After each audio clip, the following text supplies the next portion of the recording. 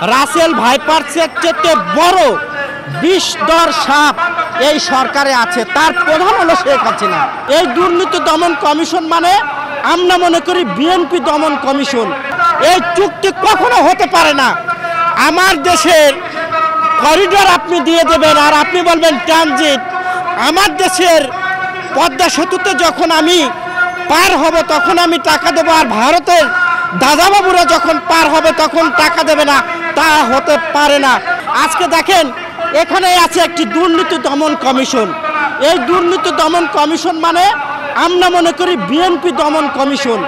এই দুর্নীতি কমিশন যে বসে আছে সে হল একটি অথর্ব, সে হিজড়া। যখনই আপনার মাধ্যমে দুর্নীতির কথা হয় তখন তিনি সেই দুর্নীতির কথা বলেন, তার আগে কিন্তু বলতে পারেন না, কারণ তার শক্তি নেই।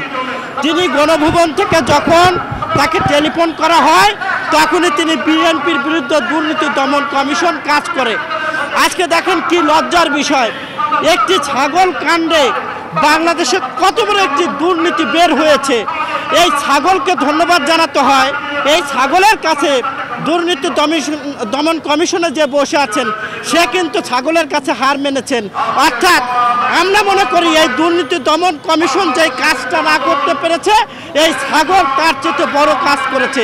এখন আমরা সোশ্যাল মিডিয়া দেখতে পাচ্ছি যে এই ছাগল তার নিরাপত্তাহীনতা নিয়ে তিনি খুব চিন্তিত এবং বিভিন্ন জায়গায় যাচ্ছেন। ছাগল বলছেন যে বাংলাদেশের দুর্নীতি আমরা প্রকাশ করেছি, আমি ছাগল।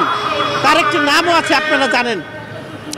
সেই ছাগল তার জীবনের নিরাপত্তা নিয়ে বাংলাদেশের জনগণের কাছে দাঁড়ে দাঁড়ে ঘুরছেন, কারণ কখন ক্ষমতাসীনরা সুযোগ পেলে এই ছাগলকে মেরে ফেলবে, যার কারণে এই ছাগল তার নিরাপত্তা চাচ্ছে।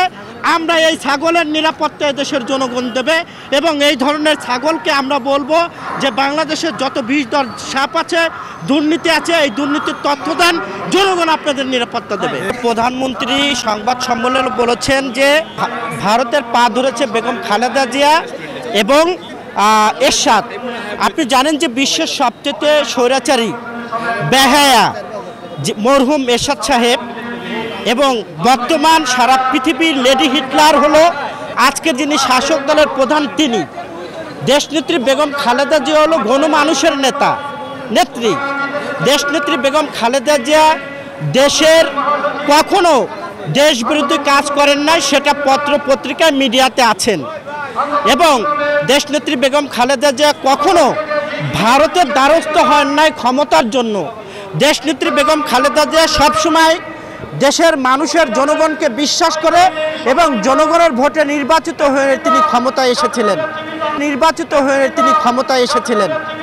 পৃথিবীতে যদি কোনো নোবেল পুরস্কার থাকতো মিথ্যার উপরে, তাহলে সেই মিথ্যার নোবেল আজকে যিনি প্রধানমন্ত্রী শেখ হাসিনা তিনি পেতেন। তিনি দেখবেন সবসময় ইনিয়ে বিনিয়ে মিথ্যা কথা বলতে পছন্দ করেন। জনগণ হাসছে আজকে যিনি প্রধানমন্ত্রী তার কথা শুনলে, এবং মরা মানুষও আছে ঘোড়াও হাসে। একটা দেশ রাসেল যে ভাইপার্স, সেই রাসেল ভাইপার্সের নামে জনগণকে তিনি ব্যস্ত রেখে ভারতে যে দেশ বিরোধী তিনি চুক্তি করেছেন, যেই চুক্তি এদেশের মানুষ মানেন না। আপনি জানেন এদেশের খেটে খাওয়া মানুষ পাকিস্তানের বিরুদ্ধে যুদ্ধ করে বাংলাদেশ নির্মাণ করেছে, আর সেই নির্মাণ করা বাংলাদেশে ভারতের রেল চলবে, এটা এদেশের মানুষ হতে দেবে না। ভারতকে সিদ্ধান্ত নিতে হবে, এই চুক্তি যদি ভারত করে থাকে তাহলে এই চুক্তি বাংলাদেশের জনগণের সাথে করতে হবে। কোনো দল বা দলের প্রধানকে রাষ্ট্রীয় ক্ষমতায় রাখার জন্য যদি কোনো চুক্তি হয়, এদেশের গণতান্ত্রিক মানুষ এই চুক্তি রুখে দেবে। বাংলাদেশের 18 কোটি মানুষ এই যে দেশ বিরোধী চুক্তি, এই চুক্তি মেনে নেবে না এবং আমাদের বুকের উপর দিয়ে কোনো চুক্তি আমরা করতে দেব না। এবং বাংলাদেশে যখনই এই রেল লাইন করতে আসবে তখনই এদেশের মানুষের বাধার মুখে ভারত করবে, এটাই হলো বাস্তবতা। রাসেল ভাইপার্সটা একটা সরকারের সৃষ্টি, আপনারা জানেন। অর্থাৎ ভারতের সাথে দেশ বিরোধী যেই চুক্তি তারা করছে, যার কারণে দেশে বিদেশে মানুষকে ব্যস্ত রাখার জন্য তারা। কিন্তু বাংলাদেশের মানুষ মনে করে রাসেল ভাইপার্সের চেয়ে বড় বিষধর সাপ এই সরকারে আছে, তার প্রধান হলো শেখ হাসিনা। এই ভারতের বড় ক্যান্সার হলো শেখ হাসিনা।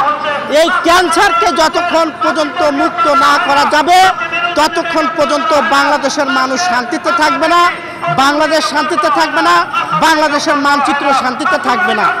এর ব্যাখ্যাটা হলো আজকে যে বিষধর সাপ বের হচ্ছে, বেনজির বলেন, আজিজ বলেন, এরকম অগণিত বিষধর সাপ বের হচ্ছে।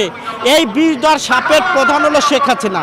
কাজেই এই শেখ হাসিনার থেকে যতক্ষণ পর্যন্ত মুক্ত না হওয়া যাবে ততক্ষণ পর্যন্ত এই বিষধর সাপ থাকবে। গ্রামে একটি প্রবাদ আছে যে আল্লাহর মার দুনিয়ার বাইর। সেই প্রবাদটা কিন্তু আপনি মানেন আর না মানেন, আমি একজন মুসলমান হিসাবে মানি। যার কারণে দেখছেন একটি ছাগল কাণ্ডে মতিউরের এবং মতিউরের মেয়ে এবং তার ছেলের যে আভিজাত্য দুর্নীতি, মানুষের টাকা লুটপাট করে যারা এই ধরনের দুর্নীতি করছে, এদেশের জনগণ এখন জেগেছে। রাজপথে এদেরকে গণধুলাই দিতে হবে এবং থুতু মারতে হবে। যারাই বাংলাদেশের যত বড় ক্ষমতাশালী ব্যক্তি হোক না, বাংলাদেশের জনগণের টাকা লুটপাট করে বিদেশের মাটিতে বাড়ি গাড়ি করবেন আর এদেশের মানুষ আঙুল চুষে খাবে, তা হতে পারে না। এদেশের মানুষ যেমন পাকিস্তানকে তাড়িয়েছিল, পাখানাদার বাহিনীর বিরুদ্ধে যুদ্ধ করেছিল, খেটে খাওয়া মানুষ, লুঙ্গি পরা মানুষ, তেমনি এদেশের মানুষ এই ধরনের দুর্নীতিবাজদেরকে ইনশাল্লাহ ঝাঁটু দিয়ে বাংলাদেশের মাটি থেকে বের করে দেওয়া হবে। ভারতের দাদাবাবুরাও তাদেরকে আশ্রয় দেবে না। দাদাবাবুরাও এখন চিন্তা করছে যে শেখ হাসিনা বা আওয়ামী লীগের সাথে সম্পর্ক করব, বন্ধুত্ব করব, নাকি জনগণের সাথে বন্ধুত্ব করব। আমরা মনে করি যে এই দেশ বিরোধী চুক্তি ভারত করেছে, ভারত এখন বুঝতে পেরেছে এটা ভুল করেছি। শেখ হাসিনার ক্ষমতায় রাখার জন্য জনগণের সাথে ভারতের একটি সংঘাতে যাবে না বলে আমরা মনে করি। এদেশের মানুষ খুবই রাজনৈতিক সচেতন।